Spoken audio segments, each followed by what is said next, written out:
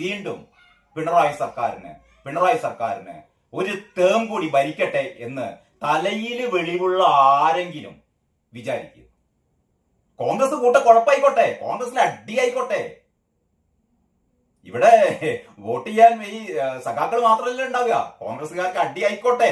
എങ്കിലും കോൺഗ്രസിന് ആൾക്കാർ വോട്ട് ചെയ്യും, എങ്കിലും ബി ജെ പിക്ക് വോട്ട് ചെയ്യും. ബി ജെ പി സ്ഥാനാർത്ഥികൾക്കും കോൺഗ്രസ് സ്ഥാനാർത്ഥികൾക്കും ഒക്കെ ഇവിടെ ആൾക്കാർ നിരന്ന് നിന്ന് വോട്ട് ചെയ്യും.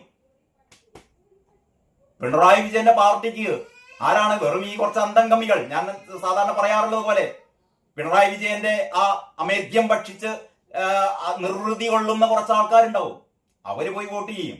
അപ്പം ഇങ്ങനെയുള്ള ഗിമ്മികൾ കളിച്ചിട്ടൊന്നും കാര്യമില്ല അന്തം കമ്മികളെ എന്ന് മാത്രമേ പറയാനുള്ളൂ. ഏറ്റവും പ്രധാനപ്പെട്ട ഈ ദിവസം പ്രധാനമന്ത്രിയുടെ ഈ ആദംപൂരിലെ ഈ പ്രഭാഷണം, അല്ലെങ്കിൽ പ്രധാനമന്ത്രി രാഷ്ട്രത്തോട് ചെയ്ത പാകിസ്ഥാന് നൽകിയ, രാഷ്ട്രത്തോട് ചെയ്താന്ന് പോട്ടെ, രാഷ്ട്രത്തോടുള്ള പ്രഖ്യാപനം കഴിഞ്ഞ ദിവസം നടത്തിയിരുന്നു. അതല്ലാതെ പാകിസ്ഥാനുള്ള ഏറ്റവും കൃത്യമായ മുന്നറിയിപ്പ് നിങ്ങൾ ഒന്നാം പേജിൽ കൊടുത്തില്ല. അവിടെ